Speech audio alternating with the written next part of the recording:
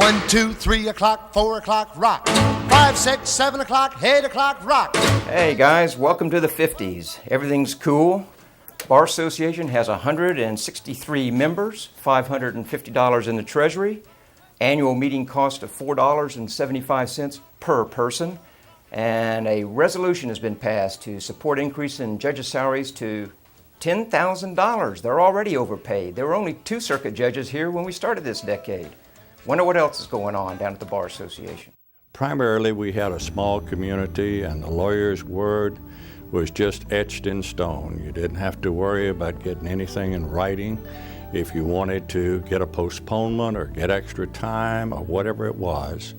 And if you had a pressing matter, you could go to the judge's house in the morning before you went to work or in the evening, and they welcomed you there. I came up from Iowa in the 50s and started practicing with my father-in-law, who was Bob Ernest, who founded the firm of, who was Ernest and Lewis at the time. Then they took in a chap by the name of Culver Smith and another one named Bruce Jones. And that firm today is the it's Jones and Foster firm. One of the reasons I chose West Palm Beach over where I was going in Orlando is because I was going to make $75 a week instead of $50 a week.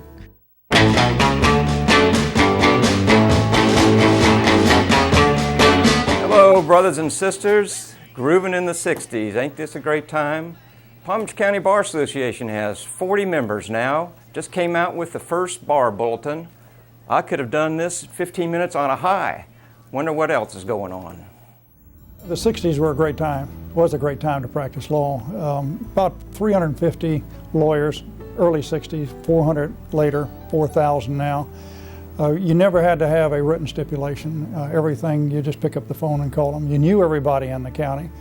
The Bar Association in 1964 was very active. It had some serious concerns to deal with, and not the least of which was that we had quite a number of lawyers, African Americans, who to that point were not members of the County Bar Association. Initially, we had to be concerned about being able to desegregate some of the eating facilities and the golf course and the schools and what have you, to try to make life a little more pleasant here in Palm Beach County, because the courthouse facilities were segregated.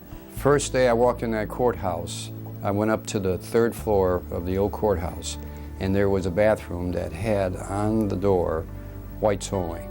We also had the very first desegregation plan approved in the whole United States, which I thought was a real accomplishment for Palm Beach County.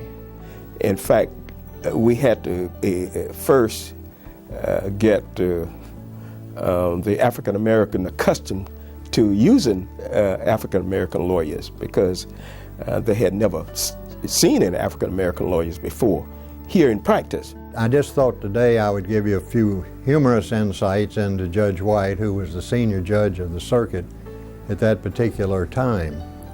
On one occasion, I recall it was in a hearing room, and of course the lawyers were all sitting around waiting their turn, and one lawyer stood up, said, "Well, Judge, I'm not on your calendar," but he said, "I'm here because I want to find out why you haven't ruled on my motion you heard last week." And the judge says, "Well, are you in a hurry for a ruling?" And he said, "Yes, I'd like to hear it." In fact, he implied that the judge had had plenty of time to decide it.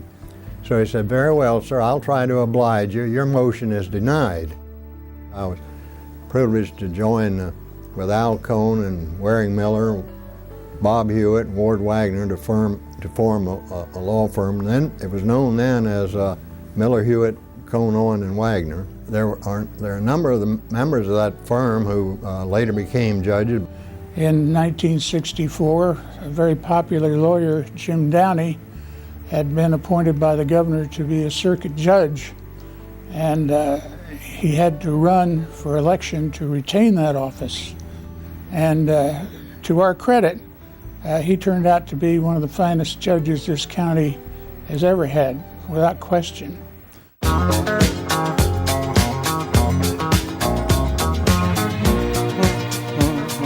staying alive, stay. Oh man, I love the 70s. Practicing law and just staying alive. Palm Beach County Bar Association has 950 members now, hiring ourselves a first-time executive director. Smoke them if you got them. Wonder what else is going on. I recall one time when Harry Anstead, now Justice Anstead, decided he would run against Chubby Damsel. He and his entourage arrived a little late, and the meeting had already started. There were no seats in the dining room, so they went down the hall to another dining room, but they forgot to get back in time. Chubby was nominated and elected. No one bothered to go get Harry or tell him that the elections were taking place. And when he arrived back in the room, he was informed that Chubby had been elected, and someone quipped that it was like a raffle. You had to be present to win or to even play.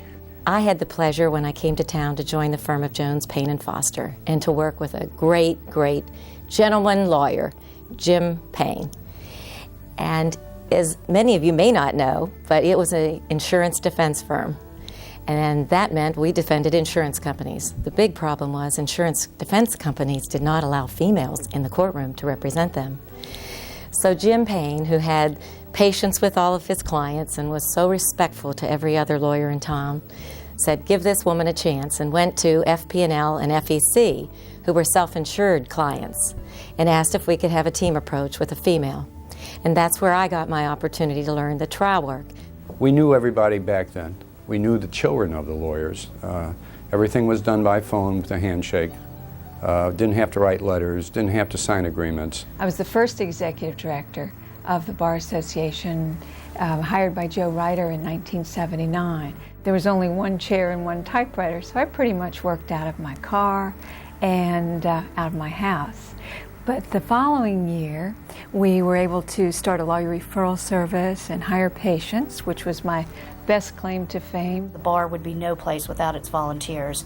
We've got a lot of really good programs, but we have come a long way from that Smith Corona electric typewriter you dragged into the office to the computers that we have now and the technology and how far we've come. If you see a faded sign at the Ciao, baby. Don't you love the 80s? High living, self-indulgence, worshiping at the altar of the almighty dollar. Hey, I didn't start this fire. Palm Beach County Bar Association is smoking. We're up to 1,200 members. We even have a fax machine now. Let's find out what my colleagues are doing. The most important thing that happened in the Bar Association in the 1980s was the relationship between the bench and the bar. I remember my first jury trial in front of Judge Mounts. I was nervous as any first jury trial lawyer could possibly be. And I remember that I asked to approach the bench. And as I was approaching the bench, somehow my shoe got stuck on the carpet and I tripped forward and the palm of my hand hit this gavel that Judge Mounts had up on the bench.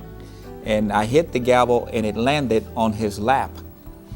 And he picked up the gavel. By now I'm completely frustrated, completely irritated, and I'm trying to make my argument out there now. And of course Judge Mounts is angry with me.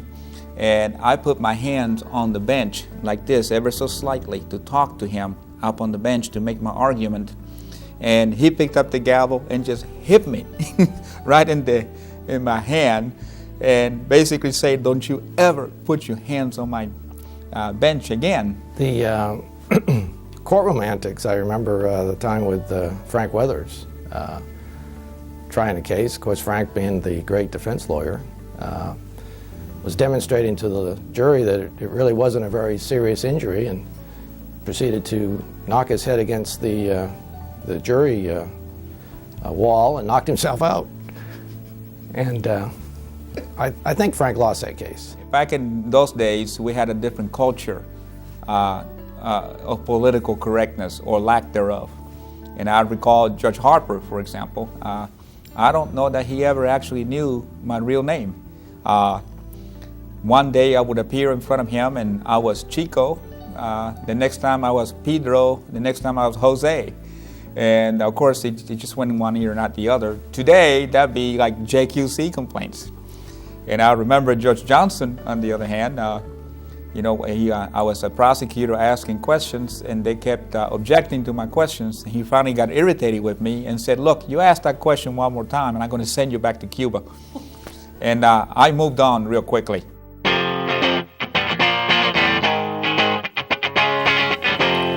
Hey baby, gotta go. Love you. Oh, the sensitive 90s. I've been trying to get in touch with my feminine side, but I lost her address. Besides, I've been too busy trying to decide whether to stay within the lines or think outside the box, all the while trying to figure out what the hell business casual means. But let's find out what my colleagues have to say about the 90s.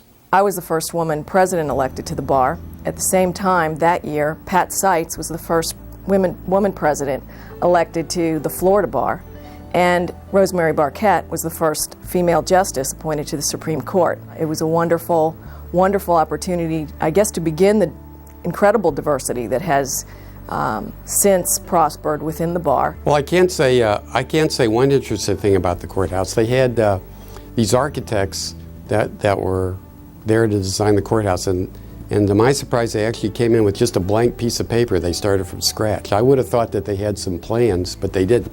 The way they had the building originally set up, the judges got the good view and the public got the other view. And it was the judges that insisted that that be turned around so that the public got the best view.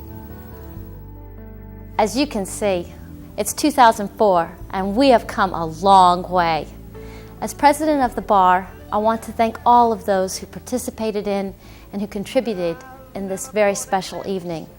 And I want to thank all of you for being here tonight, for celebrating the local history and tradition of our profession. Changes. Turn and face the strain. Changes. Don't wanna be a richer man.